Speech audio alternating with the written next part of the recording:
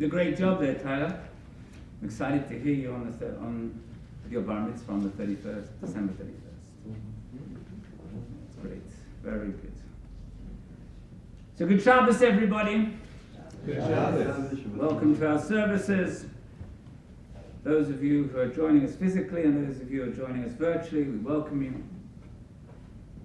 You know, Jews have been concerned with who marries who ever since the first Jew, Abraham. In this week's Torah portion, Abraham decides that it's time for his son Isaac to get married. Clearly Isaac was not arranging anything on his own, so Abraham decided to take matters into his own hands. Doesn't want his son getting married to any of the local yokels, the local idol worshippers. And no doubt he was afraid that if Isaac did so, then he would get absorbed into the family with their idol worshipping ideas and ways instead of the other way around. So what does he do? As I said earlier, he sent his son, his servant Eliezer, back to the old country to find a bride for Isaac. And he tells Eliezer, this is a very important, I'll get to explain why he says it in a minute, but he says, put your hand under my thigh,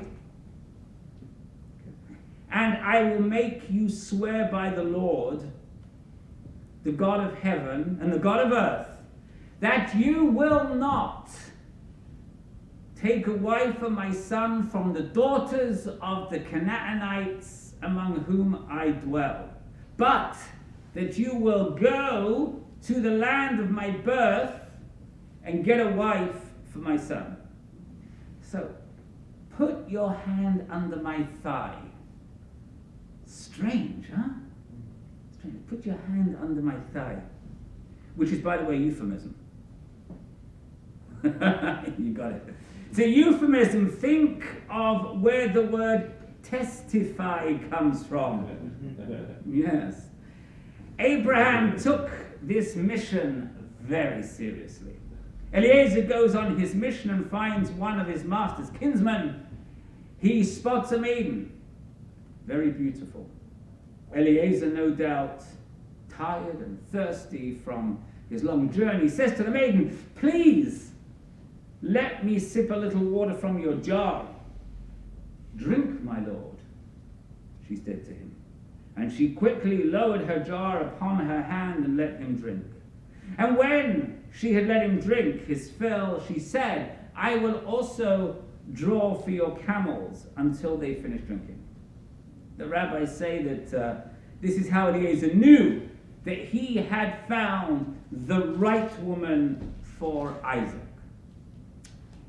Not because she was beautiful, but because she was kind. She tended not only to Eliezer, but to his camels as well. If this is an example of the type of person we should marry, later in the Torah, in the book of Leviticus, chapter 18, we get a very comprehensive list of forbidden relationships. People who we should not marry. We're told, none of you shall come near anyone of his own flesh to uncover the nakedness, for I am the Lord your God. And then what happens is we get a complete list.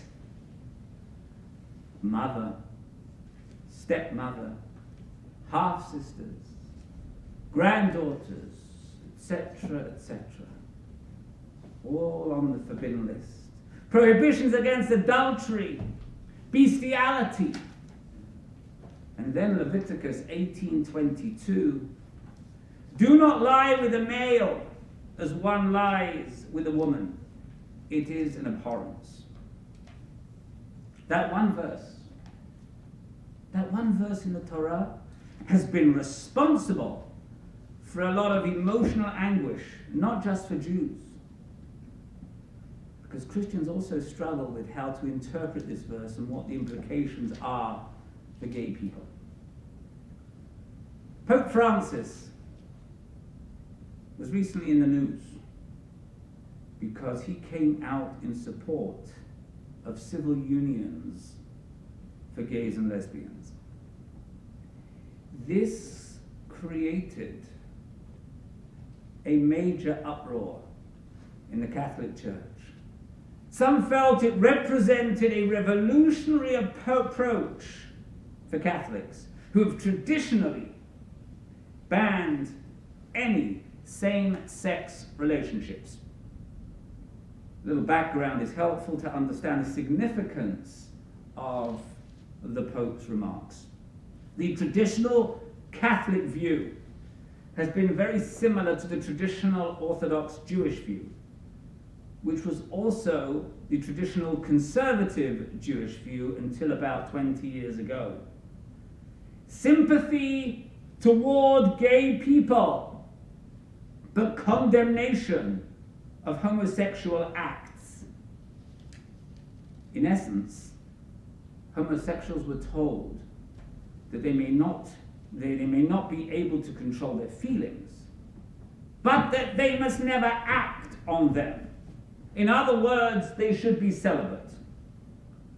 A previous Pope, John Paul II, wrote a pastoral letter. I'm going to quote you some of what he wrote.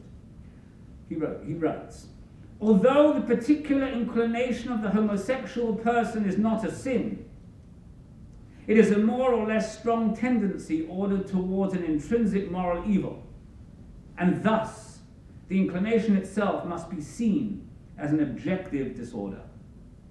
Thus, Pope John Paul II judged gays as suffering from a disorder. In July 2013, Pope Francis got a lot of attention when he said at a press conference, and I quote, "If someone is gay and is searching for the Lord and has a good will, then who am I to judge him?" This caused an apocalyptic uproar in the church. This was a huge change. Previous popes had no problem judging gay people and judging them as sinners.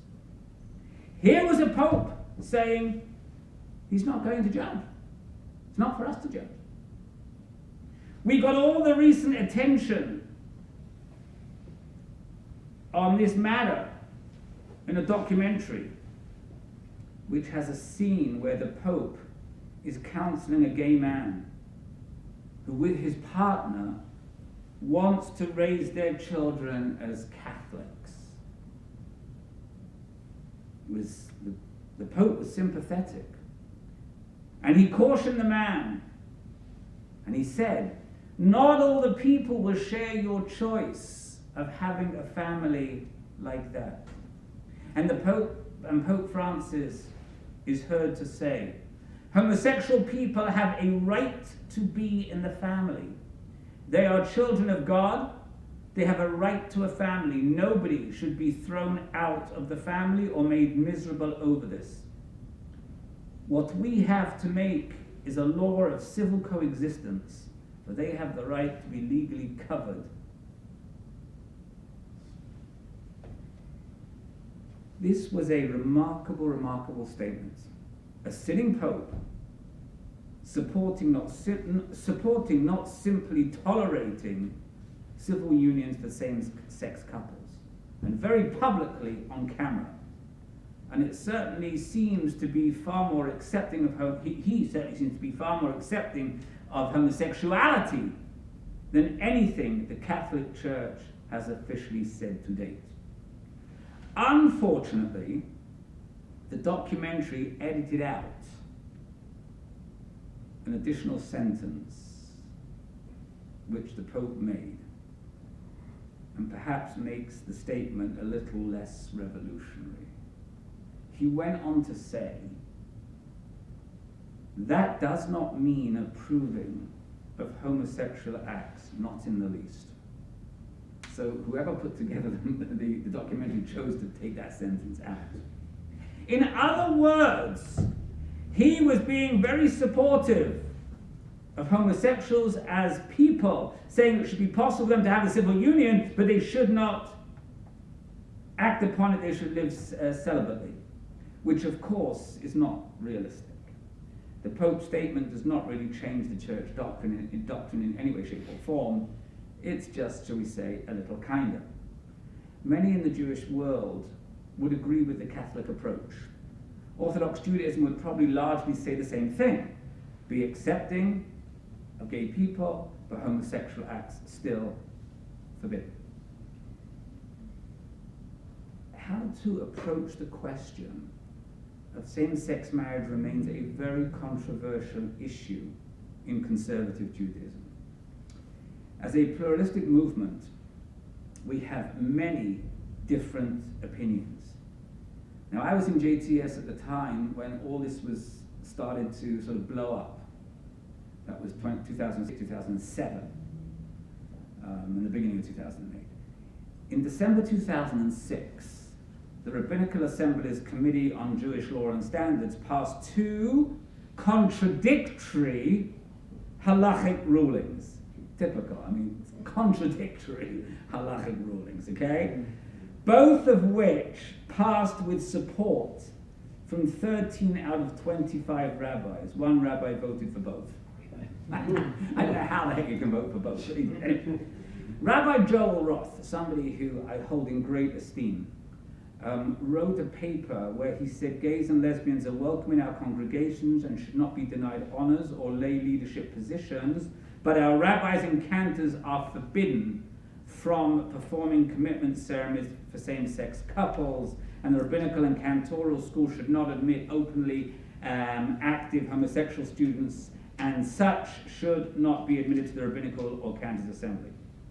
I had a big problem with that statement, but I like Joel Roth very much. He's quite a Talmud Chacham. On the other hand, a paper by Rabbis Elliot Dorff and Daniel Nevins, who, again, Daniel is a brilliant and beautiful human being, and another rabbi, Rabbi Reisner, who I don't know, ruled very differently. And it also passed with 13 in favor, and has since been adopted by the movement's rabbinical schools. It allows for same-sex commitment ceremonies and allows for ordaining gays and lesbians as rabbis. And many in the LGBTQ community feel it doesn't go far enough. It allows commitment ceremonies, but does not provide for kiddushin. Kiddushin is the section of a Jewish marriage which brings it sort of differentiates us from the secular by bringing blessings, a religious blessing upon the union.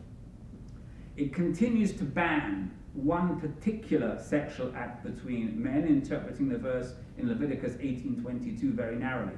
Many people feel it's not appropriate to tell a couple that you acknowledge as a couple what they can and cannot do, particularly in the bedroom.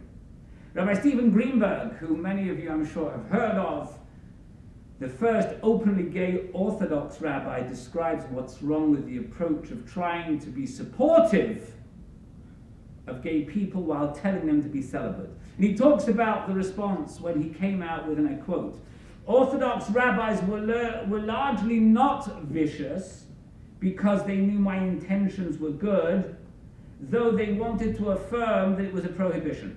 One rabbi said that to say that one is an Orthodox rabbi and gay is like saying one is an Orthodox rabbi who eats cheeseburgers on Yom Kippur."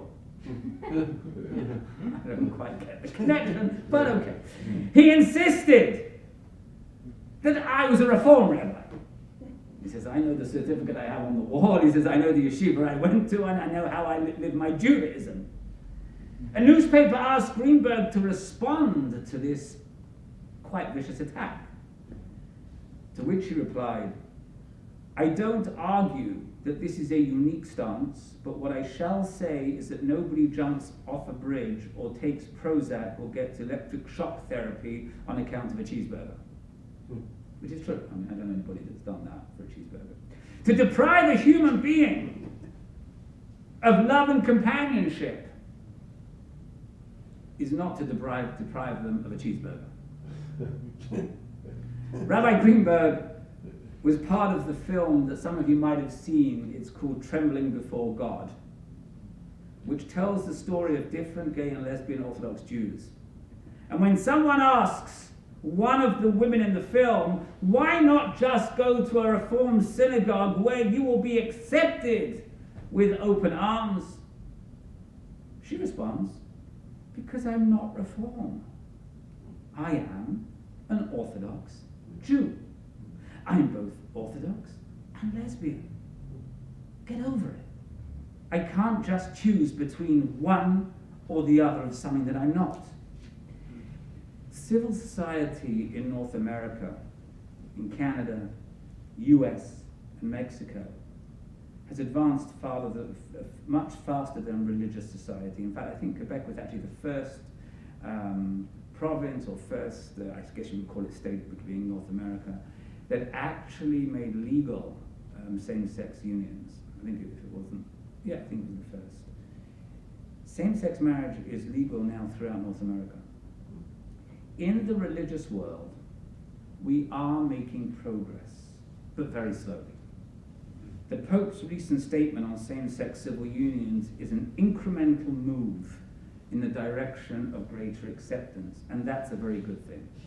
Rabbi Dorf's teshuvah, Rabbi Dorf's responsa on same-sex relations is a much bigger jump, but it's still somewhat short of recognizing true equal rights for the status of gay and lesbians. Our gay and lesbian brothers and sisters are equally created b'tselem Elohim, in the divine image of God. And may we see the day when they don't have to settle for half measures, but are fully accepted in our society, both civilly and religiously, without question. B'mhera b'yameinu, speedily in our days. Amen. Amen.